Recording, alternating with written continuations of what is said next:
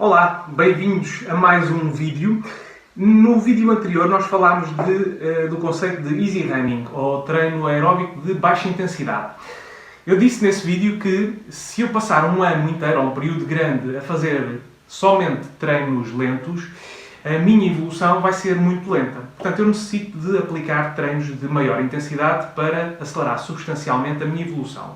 Recordam-se também que eu falei de dois sistemas. O sistema cardiovascular, que é responsável pela aquisição do oxigênio e a distribuição para o sistema muscular, e o sistema musculoesquelético, que se encarrega de pegar nesse oxigênio e de o entregar aos músculos por forma a gerar movimento. Portanto, ele transforma o oxigênio em energia utilizável pelos músculos. Ora, o VO2 max, que significa consumo máximo de oxigênio, é uma grandeza expressa em mililitros de oxigênio por quilo de peso por minuto. Quando eu inicio uma atividade física, qualquer que seja, por exemplo, na corrida, o meu organismo gera um subproduto tóxico que tem que ver com a produção de movimento nos músculos, e que é o ácido láctico. E à medida que eu vou aumentando o meu esforço cardíaco, e que se traduz diretamente num ritmo de corrida, à medida que vou aumentando esse ritmo de corrida, eu vou produzindo cada vez maior quantidade de ácido láctico. O meu corpo tem a capacidade de o ir removendo à medida que os músculos o vão produzindo. Agora, há um limite a partir do qual, ou seja, um ritmo de corrida a partir do qual a produção desse ácido láctico é superior à capacidade que eu tenho de o remover. E, portanto, eu vou começar a ter dificuldade em correr ao mesmo ritmo. Não sei se já fizeram uma prova de 10 km e no final aceleram para a meta. Quando passam a meta, os vossos músculos estão rígidos e é difícil até o movimento, andarem quando saem da meta, do pórtico. Ora, o que acontece é que, à medida que a minha atividade física se torna mais intensa, eu começo a gerar ou a aportar cada vez uma maior quantidade de oxigênio aos músculos. No entanto, há um limite a partir do qual eu não consigo dar mais oxigênio aos músculos. E este é o conceito de VO2 max. A partir desse ritmo de corrida, eu posso correr mais depressa, que não vou entregar mais oxigênio aos meus músculos. Logo, tenho a mesma capacidade de produzir movimento. A partir daí, eu estou numa situação anaeróbica. E, portanto, que não vou conseguir manter durante muito tempo. Ora, se pensarem que eu inicio a minha atividade neste ponto, eu vou demorar cerca de 2 minutos a chegar a este meu consumo máximo de oxigênio. Se eu mantiver o ritmo que produz o tal consumo máximo de oxigênio, vamos lhe chamar VO2 max daqui para a frente, este ritmo, que é um determinado ritmo para a minha condição física, eu vou manter esse aporte de oxigênio. Se eu parar a minha atividade física, estes detritos tóxicos são gerados pelo organismo, o ácido láctico, eu começo a limpá-lo. Portanto, tenho a capacidade de o ir limpando e o meu organismo passa a conseguir limpar mais do que o que produz.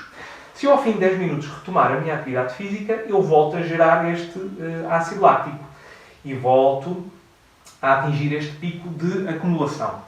Ora, se eu demorei 2 minutos para chegar aqui, o tempo que eu passo a correr neste ritmo é determinante para eu melhorar o meu VO2 max. Ora, eu torno-me mais eficiente se trabalhar ao ritmo que produz esta concentração máxima, ou esta produção máxima de oxigênio. Mais importante que o tempo que eu despendo no exercício é o tempo de recuperação entre repetições do mesmo exercício. Ora, vamos imaginar que eu, em vez dos 10 minutos, descanso apenas 3 minutos. Ora, quando eu iniciar novamente a minha atividade física, a minha corrida, eu já não vou começar do zero, vou começar daqui. E, portanto, atinjo muito mais rapidamente esta mesma concentração de ácido láctico. O que significa que, mais importante ainda do que o ritmo, do que o tempo que eu despendo no exercício, é o tempo de recuperação. Ora, se eu demoro 2 minutos a chegar a este ponto, os meus exercícios clássicos demoram ou têm uma duração no máximo de até 5 minutos, com tempos de recuperação inferiores a esse tempo ao tempo do intervalo que eu realizei. Que tipos de exercícios é que eu posso fazer? Ora, se procurarem na internet, por exemplo, vão ao YouTube e coloquem Fartlek Kenya, ou kenianos, vão ver um exercício clássico que são repetições de 1 minuto on e 1 minuto off. O que significa correr 1 minuto depressa, ao ritmo VO2 max, e 1 minuto devagar. Ora, se eu iniciar a minha atividade física, ao fim de 1 minuto descanso, mas não tenho tempo de descanso suficiente que me permita reduzir esta acumulação do ácido láctico. E, portanto, eu vou, assim que iniciar novamente o meu período de 1 minuto de exercício intenso, acumular mais ácido láctico. E à medida que vou fazendo estes descansos e repetições de exercícios, eu vou chegar ao meu consumo máximo. E, portanto, é uma forma de estimular o VO2 max. Se eu fizer, vamos imaginar, 20 vezes 1 minuto on, 1 minuto off, portanto 40 minutos de exercício, eu vou ter 20 minutos a trabalhar no meu VO2 max. Não são exatamente 20 minutos, porque eu demoro algum tempo inicialmente a chegar àquele aporte máximo de oxigênio, mas é aproximadamente 20 minutos. Outro exercício clássico são repetições de 5 minutos. Por exemplo, 4 vezes 5 minutos a correr a alta intensidade, com descansos entre os 3 e os 5 minutos. Outro exercício que podemos fazer são repetições de 1 km ou da milha, 1,6 km. Vamos imaginar, por exemplo, 6 vezes 1 km. O meu ritmo de VO2 max, para a minha condição física particular, são 3 minutos e 20 segundos por quilómetro. Portanto, se eu demoro 3 minutos e 20 segundos naquele intervalo, eu devo descansar um tempo inferior a esse intervalo, ou seja, 2 a 3 minutos de descanso entre repetições do quilómetro. E estes são os exercícios clássicos. Existem N combinações, N variações que podem aplicar. Vejam na internet, comprem este livro. Este livro é muito extensivo e aborda várias formas de realizar estes exercícios para estimular os mesmos indicadores fisiológicos. Ora, houve um professor, eu julgo que sueco, um professor universitário, que pegou no VO2 max, mediu e estudou uma diversidade grande de atletas e chegou a umas tabelas que depois este treinador, que é o Jack Daniels, adaptou, chamando, em vez de, podem ver aqui, em vez de VO2 max, ele chamou-lhe VDOT, que é uma normalização do VO2 max, e essas tabelas o que fazem é mapear o VO2 max, ou VDOT, em prestações atléticas para uma diversidade grande de distâncias. Vamos imaginar que, e isto permite-me fazer, a consulta destas tabelas permite-me fazer duas coisas. Por um lado, tendo por base uma performance numa distância conhecida, uma performance recente, eu consigo estimar qual será a minha performance para uma diversidade de outras distâncias. Por outro lado, permite-me calcular os ritmos de treino mais adequados para a minha condição física. Eu peguei nestas tabelas, carreguei-as numa aplicação e desenvolvi essa aplicação e vou mostrar-vos agora.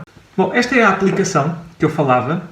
Eu peguei naquelas tabelas, carreguei-as aqui e desenvolvi este simulador. Se colocarem aqui uma distância e colocarem uma performance recente para essa distância, fazem calcular, ele dá-vos o VO2 max, ou VDOT, e dá-vos a estimativa para uma data de outras distâncias. Por exemplo, no meu caso, será aqui aos 10 km, com base nesta prestação aos 5, eu devia estar a fazer 36 minutos e 24. Isto bate razoavelmente certo. E tenho verificado que sim, ao longo dos anos. Por outro lado, também vos dá os ritmos mais adequados para realizarem os vossos diferentes treinos ao longo do ciclo de preparação para uma prova. Mais tarde eu gostava de colocar aqui, por exemplo, a capacidade de gerar um plano de treino personalizado, que tivesse em conta, por exemplo, recolhesse alguns dados do utilizador, nomeadamente qual é que é a sua condição física atual, que distâncias tem feito no passado, qual é que é o seu histórico, para que eventos está a preparar, quanto tempo é que tem disponível para despender a treinar, etc. Mas isso será futurologia ainda, para já o que está desenvolvido é este simulador. Se vocês acharem que é útil e interessante, descarreguem do canal do YouTube.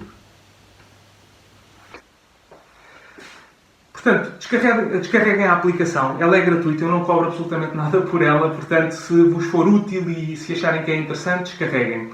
Até lá, fiquem bem. O próximo vídeo nós vamos falar do limiar de lactato, que é o outro aspecto determinante no nosso desempenho atlético, de que modo é que eu posso trabalhar, com que tipos de exercícios e para que distâncias é que ele é mais adequado.